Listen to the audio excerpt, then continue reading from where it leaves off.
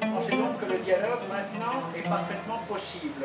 Il est très possible d'égal à égal.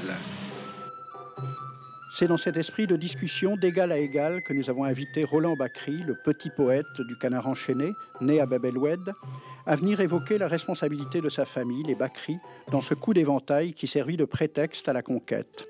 Roland Bacri, voulez-vous que nous discutions un peu de cette période de la vie de votre famille à Alger? C'est votre histoire, c'est l'histoire de France, d'Algérie et l'histoire de ma famille.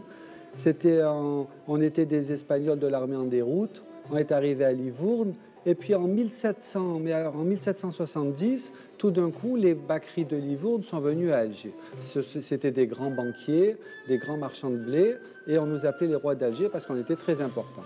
Mais auparavant, une seconde, quand même, pour établir l'histoire dans son ensemble, vous êtes parti d'Espagne parce que la famille Bacri juive avait des problèmes avec l'Inquisition.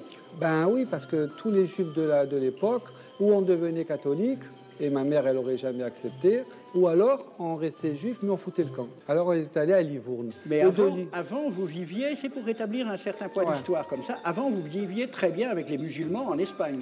Ah, de toute façon, Bacri, même à Alger, on nous appelait les Ben Sarot. Je ne sais pas ce que ça veut dire en arabe, mais nous, des Bacri, ça existe aussi en arabe, quoi. Moi, je suis un judéo-arabe. Je ne sais pas ce que ça veut dire, mais enfin, moitié juif, moitié arabe, et maintenant moitié français. On est trois moitiés. Alors, c'est pour dire, donc, on était des Ben Sarot, je ne sais pas pourquoi, et puis Bonaparte, comme il voulait faire sa campagne d'Égypte, il avait besoin de blé.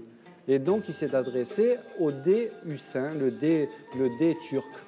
Et il a dit qu'il voulait acheter pour 14 millions de francs or de blé pour que Bonaparte puisse aller à la campagne d'Égypte. Bon. Auparavant, donc, rétablissons aussi un point d'histoire, l'Algérie n'était pas une région tellement déserte et sauvage, puisqu'elle pouvait se permettre de vendre des quantités assez considérables de blé à la France. C'est terrible.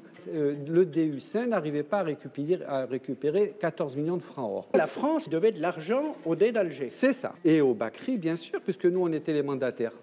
Alors, M. Roland Bacri, c'est Bacri qui a obtenu les créances et qui est parti les présenter en France dans l'espoir de se faire payer par le gouvernement français les dettes datant de cette commande faite par Bonaparte en 1795. En 1795 et qui, en 1827, n'est toujours pas payé. Toujours pas. Alors, donc, le consul de France reçoit mission d'aller voir le Dey, ou c'est le Dey qui lui demande de venir le voir? Non, c'est pareil, sur un bourricot, et il monte les petites rues de la Casbah, avec des poternes, des lanternes, en fait, tout ce que vous connaissez, la Casbah d'Alger. Hein, et il arrive au palais qu'on a appelé par la suite le palais de l'Éventail. Vous connaissez, dans la Casbah, il y a le palais de l'Éventail, du coup d'Éventail. Bref, il arrive là-bas, et puis... D'abord, c'est tiens mon frère, enfin tout ça, c'est toutes les salam alek d'usage. Hein.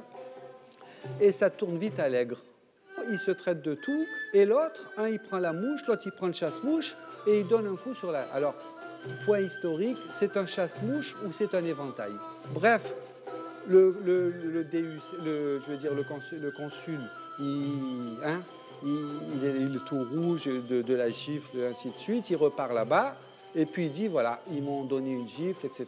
Et l'autre, en colère, il dit, bon, ben, puisque c'est comme ça, il appelle le général de Bourmont, garde à bout fixe, allez romper les négociations, ils rompent les négociations, et on va envoyer les troupes à Sidi Ferruche, parce que là-bas, il paraît qu'il y a une plage terrible.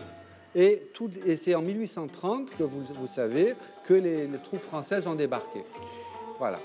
Monsieur Bacri, vous dites, pour défendre l'honneur de vos aïeux, que la dette française n'avait pas été réglée au Dey. Ça, c'est un fait, c'est sûr. Mais est-ce qu'elle n'avait pas été réglée au Bacri? Parce que... C'est très compliqué.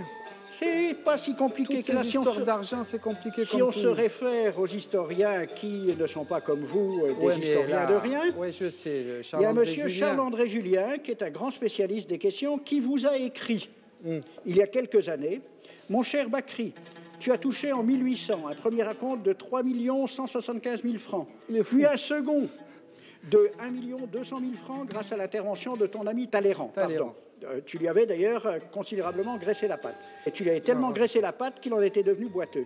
C'est passé dans l'histoire. En 1819, ce même boiteux t'a fait obtenir 7 millions par un vote des chambres. Tu as fait une admirable affaire et du même coup roulé le Dey d'Alger, qui était le seul créancier valable et qui n'a pas touché un sou.